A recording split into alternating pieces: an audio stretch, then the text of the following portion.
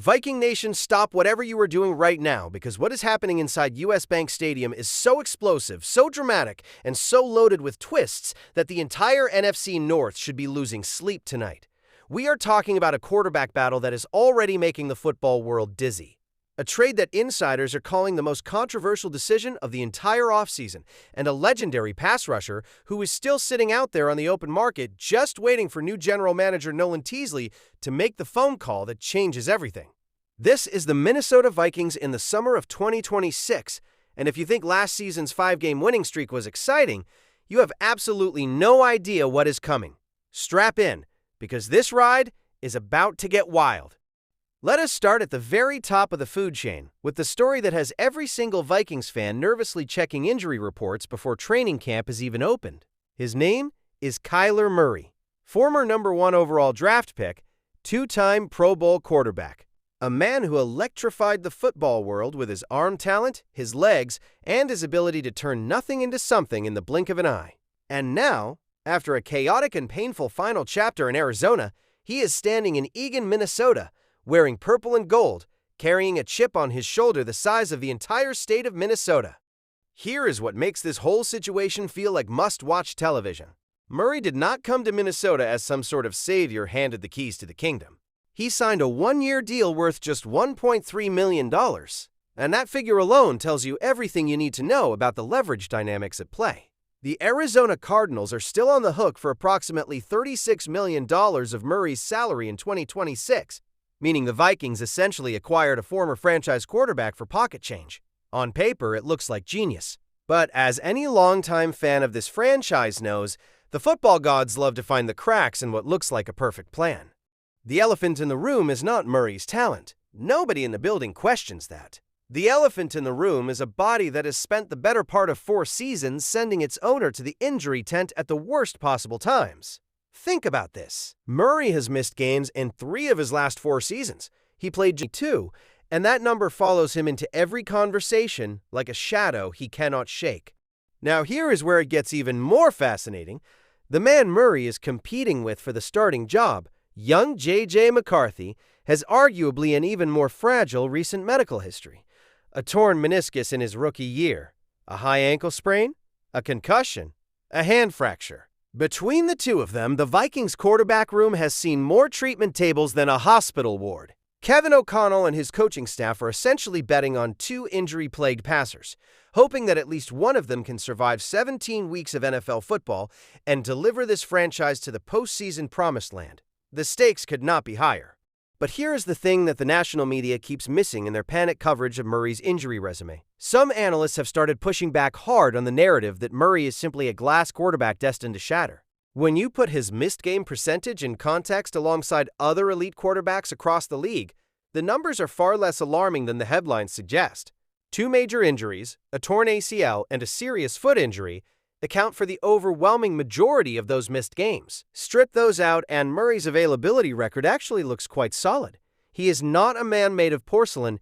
He is a man who absorbed 2 brutal, catastrophic injuries and came back fighting both times. What the Vikings need from Kyler Murray this season is not perfection. They need durability, consistency, and the kind of electric dual-threat playmaking that unlocks Justin Jefferson on a whole new level. If Murray stays healthy, if he gets fully comfortable in Kevin O'Connell's offensive system, and if that dynamic rushing ability keeps defensive coordinators awake at night game planning, this offense could transform into something genuinely terrifying for the rest of the NFC North. The math works. The talent works. The only question left is whether Murray's body holds up under the pressure of a division race that promises to be absolutely ferocious. And that question will not be answered in a press conference or an OTA practice.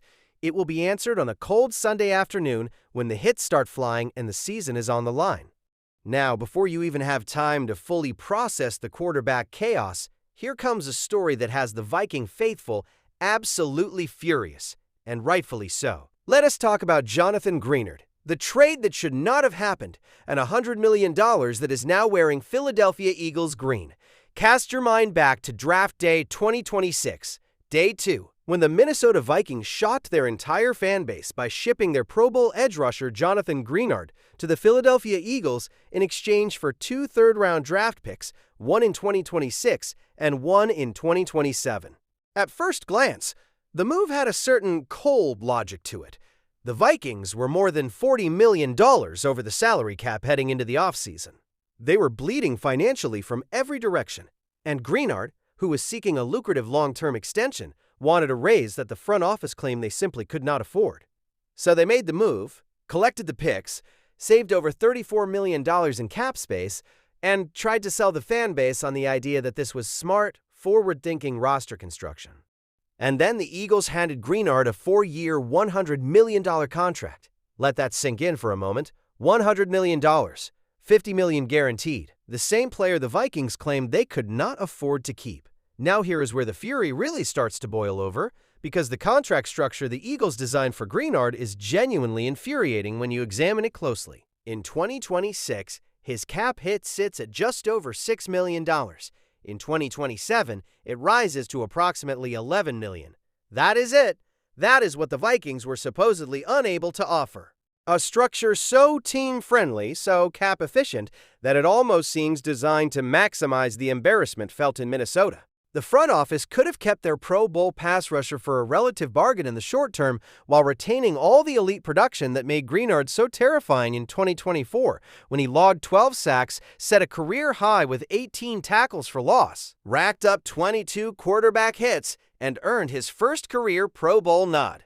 When Greenard arrived in Minnesota as a free agent in 2024, he immediately became one of the most dominant edge defenders in the entire league.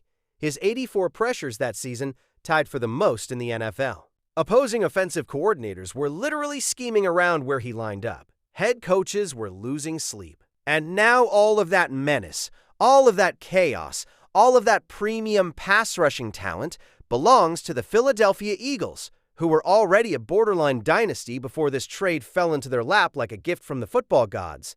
Howie Roseman, the Eagles' general manager, essentially admitted out loud that his team was absolutely terrified of Greenard when Minnesota had him. He publicly called Greenard a relentless player who can win in multiple ways, and noted that every time the Eagles faced the Vikings, their game plan revolved around tracking number 91 on every single snap. And now that elite talent is in the NFC East, not the NFC North, where it could have continued to terrorize the Packers, the Lions, and the Bears every single season. The burden of this departure now falls squarely on the young shoulders of Dallas Turner, the 2024 first-round pick who has been developing nicely, but is being asked to take a massive leap forward much earlier than anyone anticipated. Turner showed real progress in 2025, nearly tripling his quarterback hit total from his rookie year and demonstrating the kind of raw pass rushing tools that made him a top 20 pick. He has the ceiling. The question is whether the floor is high enough to prevent this defensive front from becoming a liability when games are on the line in November and December. Veteran Andrew Van Ginkel will be expected to handle his share of the pass-rushing load alongside Turner. He is a solid, dependable presence who brings experience and football intelligence to the rotation. But if we are being completely honest with ourselves, and Viking Nation deserves honesty, a rotation of Turner and Van Ginkel is not a one-to-one replacement for what Greenard brought to this defense. There is a gap. The question now is whether Nolan Teasley, the franchise's brand new general manager, is smart enough and bold enough to fill it. And that brings us to the most electric storyline bubbling under the surface of this entire offseason. One that could completely change the defensive identity of this team before a single regular season snap is played. The name that every analyst, every insider, and every passionate Vikings fan is whispering right now is Cameron Jordan. Let that name land for a second. Cameron Jordan, 6-time Pro Bowl pass rusher, one of the most feared defensive players of his generation. A 36-year-old Warrior who just posted 10.5 sacks last season for the New Orleans Saints, who somehow remains unsigned deep into the summer of 2026, sitting on the open market like a loaded weapon that nobody has picked up yet. Cameron Jordan, whose father Steve Jordan spent 13 years as a tight end for the Minnesota Vikings, which means there is actual poetic symmetry to the idea of Cameron finishing his career in the same building where his father made his name.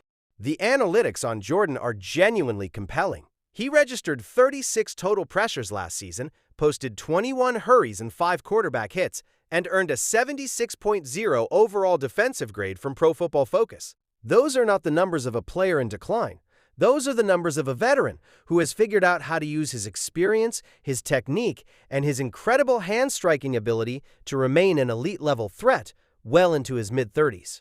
He missed just 2 games in his entire career, an availability record that is almost supernatural in a league where injuries strike randomly and without mercy. Nolan Teasley comes to Minnesota fresh off a Super Bowl run with the Seattle Seahawks, an organization that leaned heavily on pass-rushing depth and veteran edge presence to fuel their championship campaign. He watched the Seahawks deploy veteran DeMarcus Lawrence as a key piece of their defensive machine, and insiders suggest he is extremely comfortable with the idea of adding a seasoned, high-character pass rusher to mentor the young players and provide immediate production while the roster grows around creative, aggressive defensive minds in the league. A coordinator who ended last season with his unit playing championship-level football over a 5-game stretch where the Vikings surrendered more than 20 points only once. Adding a multi-time Pro Bowl defender who excels at beating premium offensive tackles with hand-fighting technique and relentless motor would give Flores a weapon he can deploy in his exotic blitz packages, using Jordan's pass rush experience to create one-on-one matchups that his younger rushers can exploit. The chemistry is there. The scheme fit is there. The need is absolutely screaming. And yet, as of right now, Jordan remains unsigned. The football world is watching. The clock is ticking. And every day that Teasley waits, the Chicago Bears and every other NFC contender in need of pass rushing help gets one day closer to making the call that Minnesota should have already made weeks ago. Here is what the big picture looks like when you step back and see all 3 of these stories together. The Vikings are a team that finished last season on a dominant 5-game winning streak. They have Justin Jefferson, arguably the best wide receiver in football. They have a defense with the bones of something truly special. They have a new general manager who brings a championship blueprint from Seattle, and a head coach in Kevin O'Connell who has proven he can get elite production out of this roster. The infrastructure for a legitimate NFC North title run is sitting right there, visible to anyone. Brian Flores, the veteran pass-rushing anchor his defense so desperately needs. If those 3 things happen, the Green Bay Packers and the Detroit Lions should be extremely nervous about what is coming their way. This franchise is not rebuilding. They are not in transition. They are not playing for the future. The 2026 Minnesota Vikings are hunting for a division championship, and the moves being made right now, the gambles being taken, the pressure being placed on young shoulders and veteran legs, all of it is pointed in one direction: forward. The Gjallarhorn is ready to sound. Viking Nation, it is time to make some noise. Now it is your turn. Do you think Kyler Murray has what it takes to stay healthy and unlock this offense for a full 17-game season? Is the Greenard trade going to come back to haunt this franchise? Or can Dallas Turner step up and prove the doubters completely wrong? And would you sign Cameron Jordan right now today if you were sitting in Nolan Teasley's chair? Drop your boldest predictions down in the comments right now. We want to hear from every single one of you. And if you believe the Minnesota Vikings are the most dangerous team in the NFC North heading into this season, smash that like button and let the entire football world know that Viking Nation is not going anywhere. Subscribe if you are new, because we are going to be covering every single twist, every single development, and every single explosive moment of what is shaping up to be the most dramatic Viking season in years. We are just getting started. Stay locked in, stay loud, and we will see you in the next battle.